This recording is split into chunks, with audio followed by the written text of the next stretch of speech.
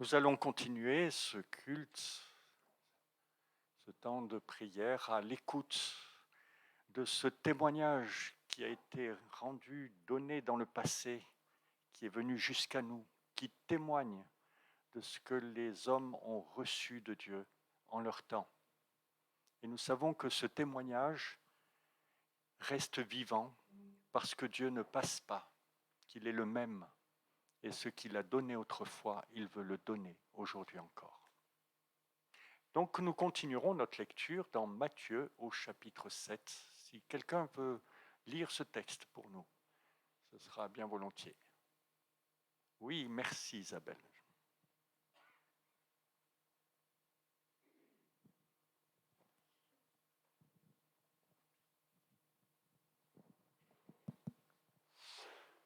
Ne jugez pas afin de ne pas être jugés, car on vous jugera de la même manière que vous aurez jugé, et on utilisera pour vous la mesure dont vous vous serez servi.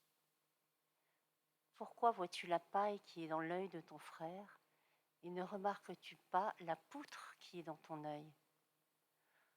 Ou comment peux-tu dire à ton frère, laisse-moi enlever la paille de ton œil, alors que toi, tu as une poutre dans le tien?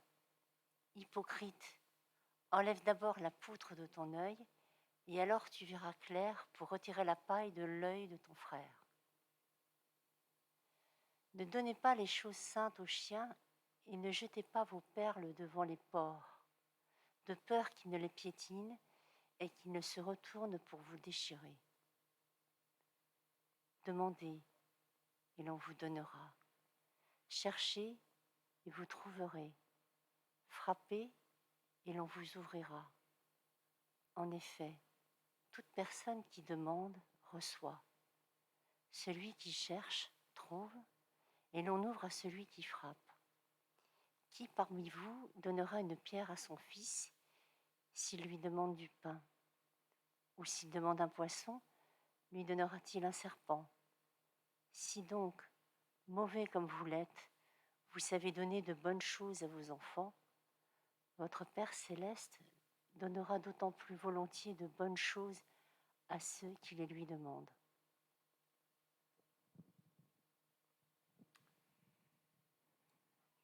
Nous continuons donc cet enseignement de Jésus qui est destiné à ceux qui veulent le suivre,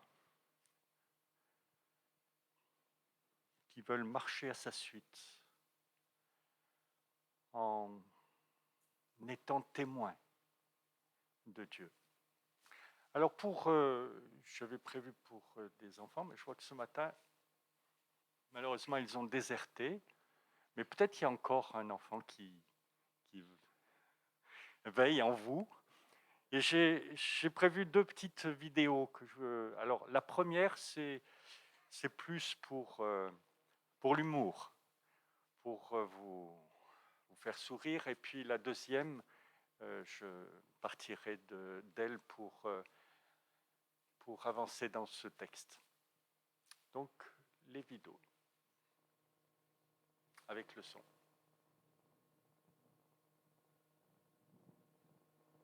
Patient has a fractured fibula. Given him a mild sedative, so he can be able to go in tomorrow. Daddy's gonna be so excited. All good.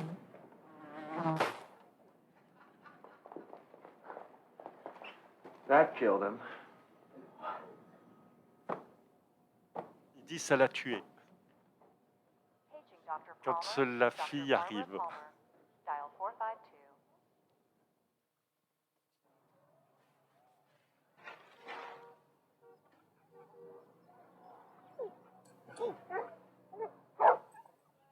Look at the cute dog.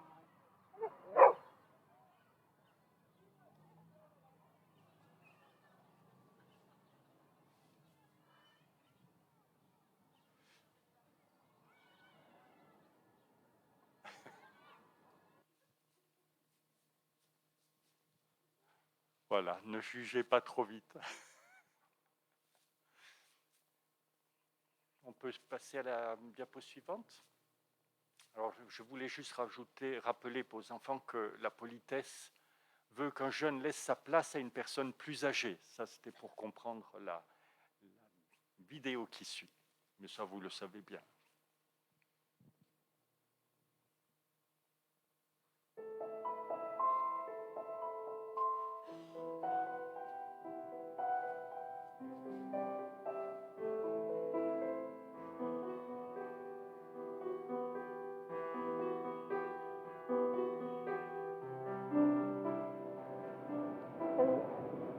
Elle ne me regarde même pas. C'est effrayant. Les jeunes de maintenant sont vraiment, je ne sais pas à quoi ils pensent, mais certainement pas à moi. Je suis un peu déroutée. Franchement, c'est un scandale. On ne se dit pas que peut-être que... Non, même pas. Il n'y a plus de respect, il n'y a plus aucun respect. Il n'y a plus de respect. C'est peut-être pas du respect, mais c'est un manque peut-être de savoir-vivre. Quelle génération? Ok, attends, je dois te laisser là, ok? Bye.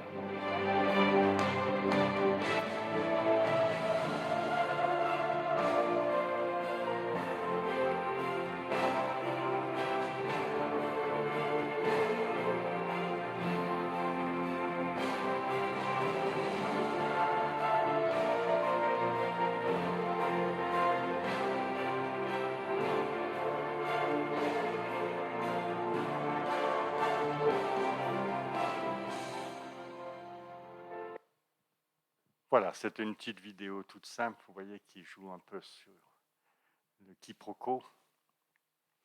Mais avant d'entrer, que je vous apporte quelques réflexions sur ce texte, j'aimerais, comme nous en avons l'habitude, surtout que vous l'avez lu, la plupart des groupes de maison ont déjà partagé sur ce texte, il reste, je crois, encore la presqu'île qui va le prendre demain. J'aimerais que vous ayez la parole. Je trouve que c'est tellement riche ce que vous apportez et ça nous permet vraiment de nous enrichir les uns les autres.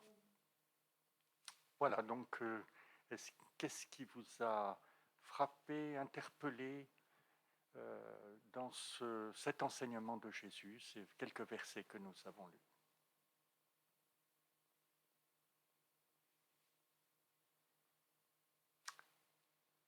Aude. Il faut bien faire attention à ce qu'on dit parce que ça risque de se retourner contre nous. Ne pas parler trop vite. On disait autrefois, tourner cette fois sa langue dans sa bouche. Une autre réflexion?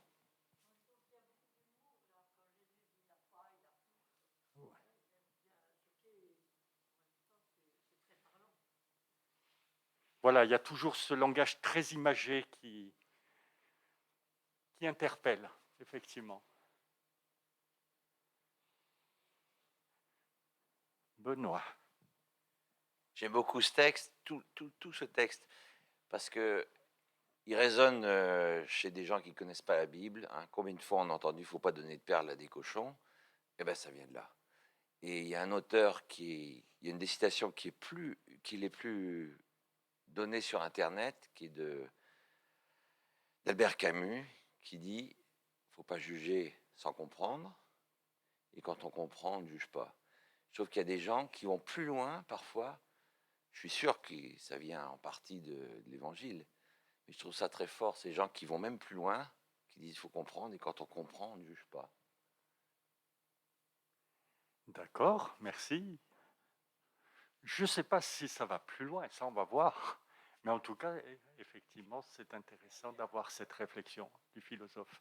Il faut quand même avoir un peu de jugement pour ne pas donner aux chiens et aux porcs. Hein. Enfin...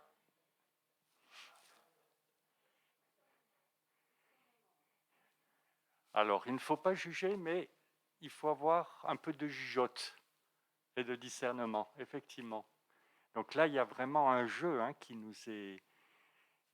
nous introduit par l'enseignement de Jésus. Oui.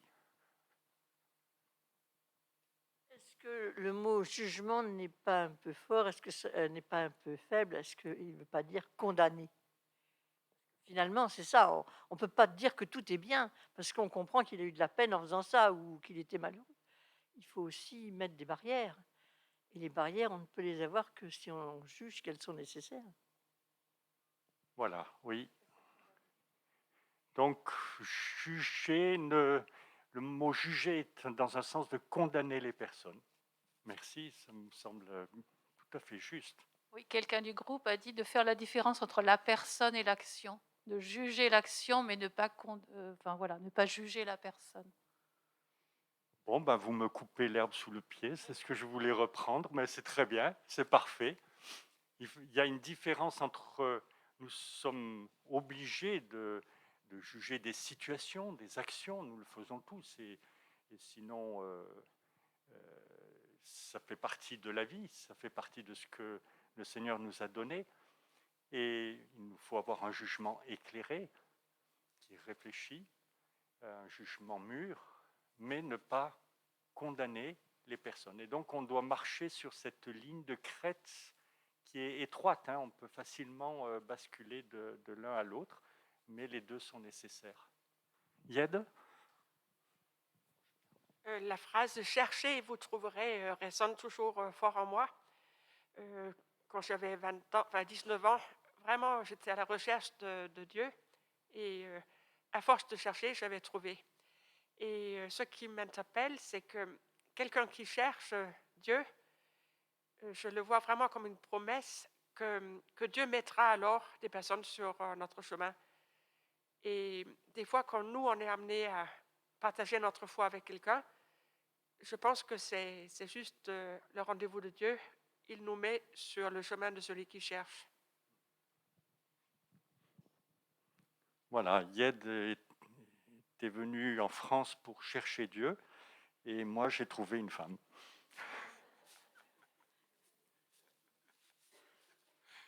Mais c'est vrai qu'elle a fait le tour de beaucoup de communautés, et elle a déjà dit que lorsqu'elle est revenue, eh bien, il y avait quelque chose qui avait changé lorsqu'elle est revenue au Danemark. Ce n'était pas à cause de moi, c'était à cause de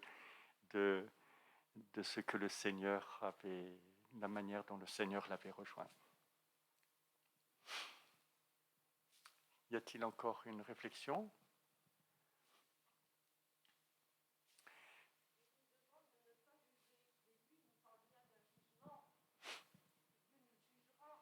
Oui. Alors comment Dieu peut nous demander de ne pas juger et lui-même se permet de juger?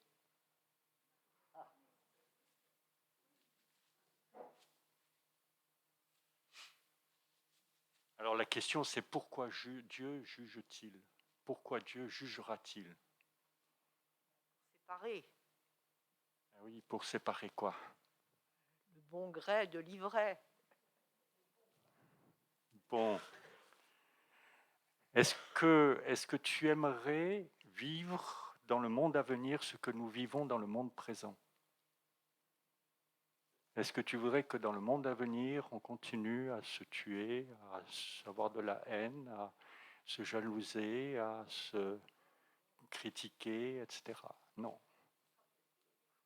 Donc, pour que le monde à venir ne soit pas comme le monde présent, il faut bien qu'il y ait à un moment donné une intervention qui sépare, comme tu l'as dit, le bon grain de l'ivraie, qui est quelque chose qu'on entre dans une réalité nouvelle. Et je pense que c'est pour cela que la Bible nous parle d'un jugement de Dieu. C'est la promesse que le monde à venir ne sera pas comme le monde présent. Mais nous ne sommes pas Dieu, et c'est là justement toute la différence.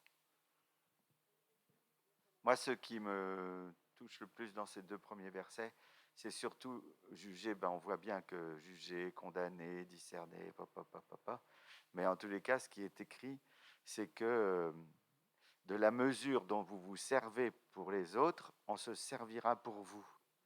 Donc il y a une sévérité du jugement de Dieu et qui nous appelle à faire attention à quelle est la mesure que nous utilisons pour évaluer les situations.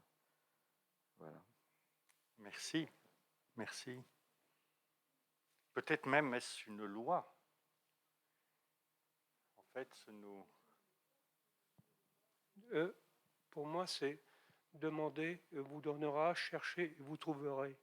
Donc apparemment, Jésus les met dans leur responsabilité à chercher et à comprendre. Il y a un appel. Dieu s'approche de nous en Jésus, et pourtant il faut que nous le cherchions. Ça ne peut pas être que dans un sens. Et c'est peut-être là les limites un peu de la proclamation de la grâce, parfois que nous avons, c'est qu'elle est tout à fait juste et exacte, elle est importante à garder, mais il ne faut pas oublier cet autre aspect que l'on trouve dans l'Évangile constamment. Il nous faut nous aussi chercher. Il nous faut nous approcher. Donc je voudrais vous apporter quelques réflexions supplémentaires. Je me suis d'abord demandé, mais qu'est-ce qui nous pousse à juger?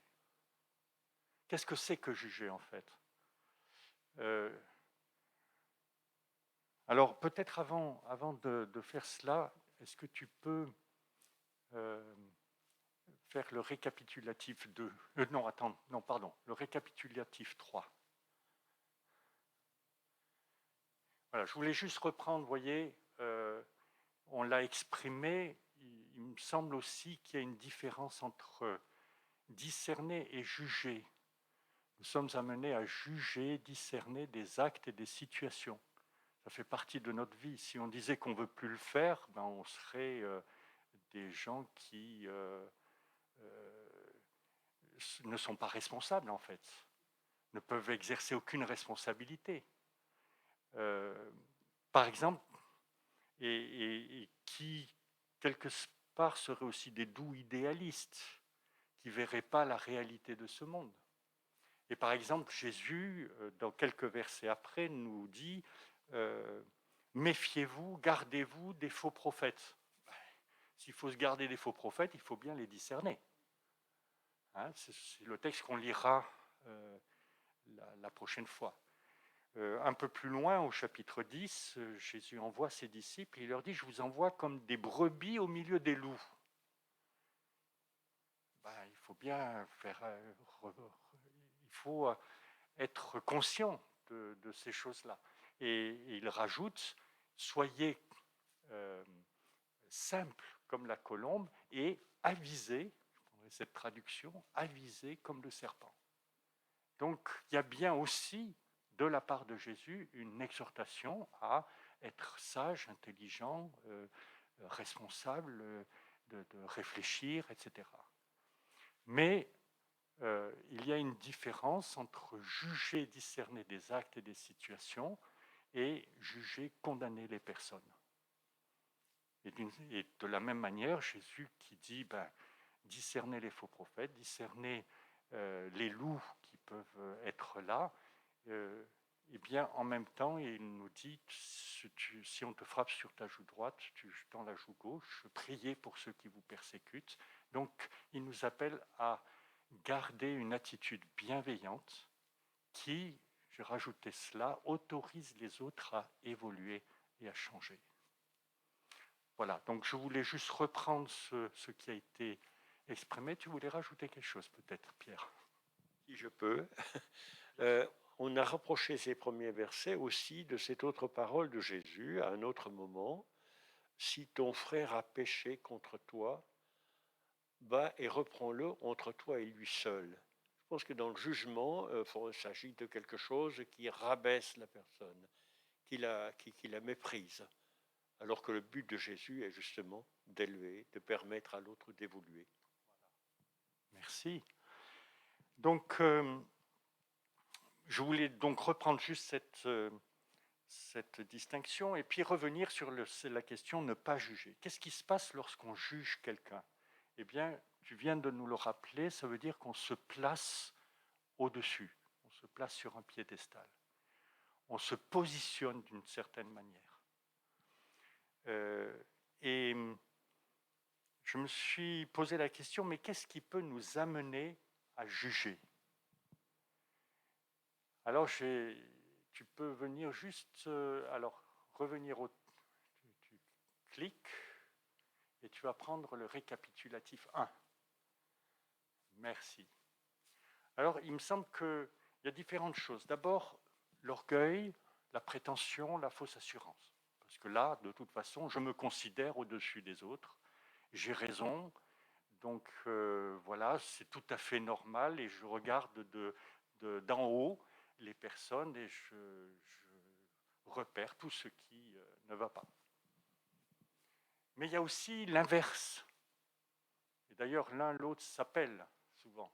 C'est la crainte, l'insécurité, le manque de paix intérieure. Parce que je me trouve en insécurité, parce que je me mésestime moi-même, parce que je ne suis pas un avec moi-même, eh je vais juger l'autre pour me défendre. J'avais regardé une vidéo, c'était une femme qui l'avait faite, qui donnait cet exemple. Ben voilà, je rencontre une femme qui est particulièrement belle et je me dis, je ne suis pas à la hauteur et je vais trouver un défaut chez elle pour pouvoir dire, quand même, moi, j'existe. Je vais essayer de me situer, me positionner de cette manière-là. Et puis, il y a aussi lorsque les autres ne répondent pas à notre attente. C'est-à-dire qu'on projette sur les autres, on désire qu'ils répondent à ceci ou cela. Et comme ils ne répondent pas, eh bien, on va exercer un jugement sur eux, dire, voilà, il ne m'a pas donné ceci, il n'a pas fait cela, il est égoïste, il est ceci, il est cela. Vous voyez ? Et puis, aussi pour cacher nos propres failles. Il y a des choses que nous ne voyons pas toujours d'ailleurs. C'est pour ça que nous nous retrouvons, parfois ça peut être les causes de cette insécurité, mais il y a des choses qui ne vont pas dans notre vie, dans notre attitude vis-à-vis des autres, et on ne peut pas le voir, on ne peut pas supporter de le voir, et donc on va accuser les autres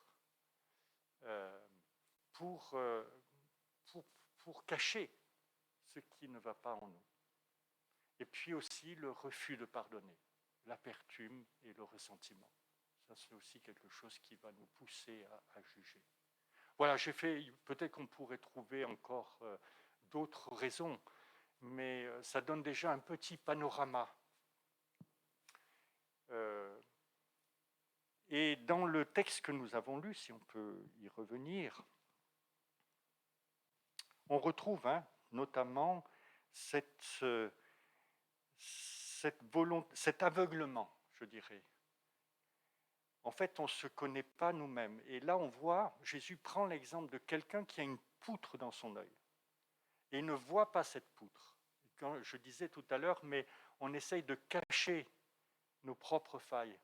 Et du coup, il va chercher la petite paille dans l'œil de l'autre parce que ça lui permet de se trouver au-dessus, sur ce piédestal, et quelque part de se dédouaner lui-même. Et vous voyez, ce sont tous ces ressorts que chacun d'entre nous vivons. Moi, ce que je vous dis là, c'est par une auto-analyse que je peux vous le dire. Donc, on est tous faits de la même pâte. Et ce sont toutes ces choses qui peuvent nous amener à avoir cette attitude, mais cette attitude qui est destructrice, qui détruit la relation avec le frère ou la sœur. Et donc, tout particulièrement dans l'Église, ce sont des choses auxquelles il faut être très, très attentif. Et nous voyons que l'exhortation de Jésus, c'est « enlève d'abord la poutre de ton œil. Va d'abord à toi. » Quelqu'un te dérange, tu ne supportes pas la présence ou ce qu'a fait quelqu'un, regarde pourquoi tu ne le supportes pas. Essaye de voir. Toujours, essaye d'être au clair avec toi-même dans ta vie devant le Seigneur. expose-toi, toi le premier au Seigneur. Et j'entends vraiment cette exhortation, cette discipline, je dirais presque, que Jésus nous demande, nous dit de mettre en œuvre. Et si nous voulons que la communauté, que nous vivions réellement cet amour les uns pour les autres, je crois qu'il est important d'écouter ce que Jésus nous dit là. Et le premier, le principal témoignage qu'une communauté peut rendre dans la société, c'est qu'on trouve au milieu de la communauté un véritable amour, une véritable bienveillance, des relations qui sont clarifiées, des relations qui sont ouvertes, dans lesquelles on se donne, dans lesquelles on est au service les uns des autres. Ça, c'est le témoignage. C'est vraiment le témoignage le plus fort qui peut amener les gens à se dire « Ah oui, il y a peut-être un Dieu qui existe. Il y a peut-être quelque chose que ces hommes et ces femmes ont reçu. »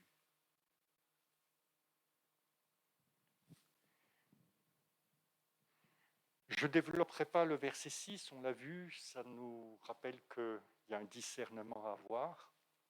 Ces choses saintes qu'il ne faut pas jeter aux chiens et aux porcs, eh bien c'est peut-être justement cette connaissance de Dieu, de faire attention aussi, qu'elle ne soit pas livrée en pâture.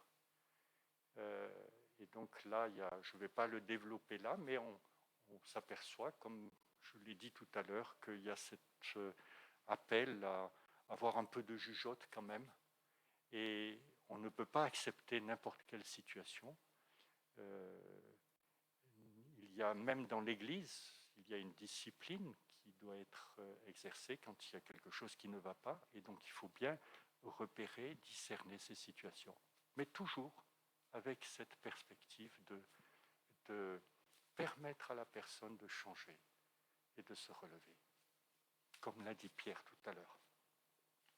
Je voudrais arriver à la deuxième partie de ce texte, qui, moi aussi, me touche toujours, particulièrement, dans lequel j'entends une des paroles les plus fortes qui soit de l'Évangile.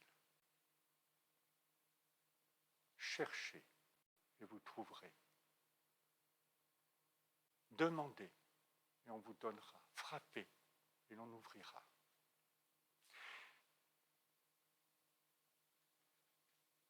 Ça paraît tout simple. Ces paroles, elles sont, mais vraiment, je dirais presque bêtes. Remarquez que Jésus est amené à les répéter 6 fois. 6 fois la même pensée. Et même, j'oserais même dire 8 fois. Parce que quelque part, lorsqu'il dit « demandez, l'on vous donnera »,« cherchez, vous trouverez », c'est deux manières de dire un peu la même chose. Et puis une 3e fois, « frappez, l'on vous ouvrira ». Et puis comme si ce n'était pas suffisant encore, il faut que Jésus reprenne encore, d'une manière positive. Oui, toute personne qui demande reçoit. Est-ce que vous avez bien entendu ? Toute personne qui demande reçoit. Ah mais ce n'est pas encore suffisant. Jésus insiste, celui qui cherche trouve. Et l'on ouvre à celui qui frappe à la porte. 6 fois. Et même encore, ce n'est pas suffisant. Il faut que Jésus amène encore 2 images. Qui parmi vous donnera une pierre à son fils s'il lui demande du pain? Ou s'il demande un poisson, lui donnera-t-il un serpent? Si donc mauvais comme vous l'êtes, vous savez donner de bonnes choses à vos enfants, votre Père céleste donnera d'autant plus volontiers de bonnes choses à ceux qui le lui demandent. Frères et sœurs, il n'y a rien de plus simple que ces versets et rien de plus compliqué à les vivre. Et c'est pour cela, à mon avis, que Jésus s'y reprend 8 fois pour nous le dire. S'il le dit 8 fois, c'est parce que il y a quelque chose en nous qui résiste. Parce que nous n'arrivons pas à entrer dans cette perspective. Et Jésus nous dit, mais Dieu est un Père. Est-ce que nous osons le considérer ainsi? Pas de manière abstraite. Est-ce que nous osons, lorsqu'il y a quelque chose, un mur devant lequel nous sommes, est-ce que nous osons demander et croire qu'il entend et qu'il va donner? Lorsqu'il y a un problème particulier, est-ce que nous osons nous tourner vers lui?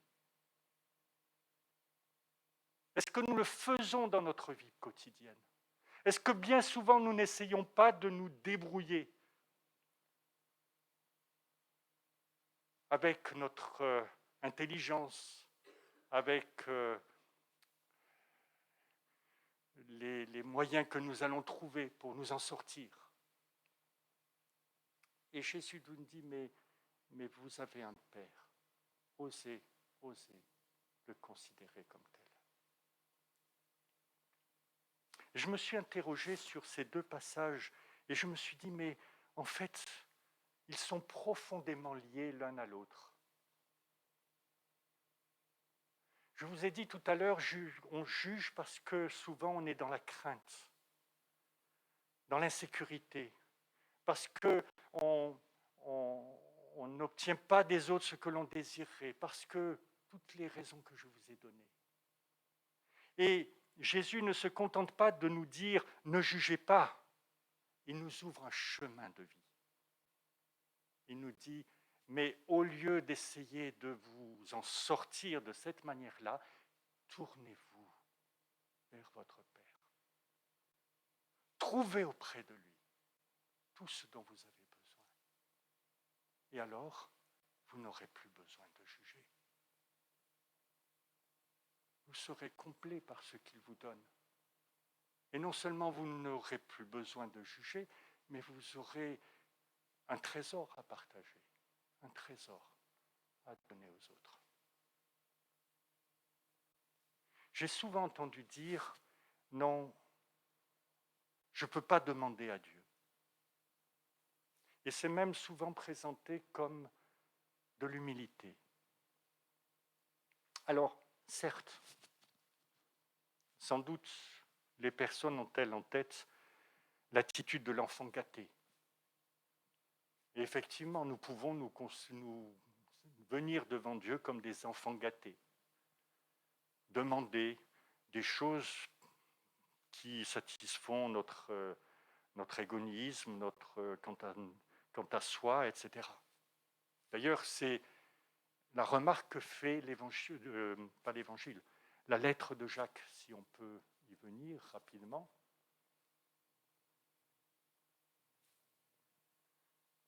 D'où viennent les conflits et d'où viennent les luttes parmi vous? N'est-ce pas de vos passions qui combattent dans vos membres? Vous désirez et vous ne possédez pas. Vous êtes meurtrier et jaloux et vous ne pouvez rien obtenir. Vous avez des luttes et des conflits.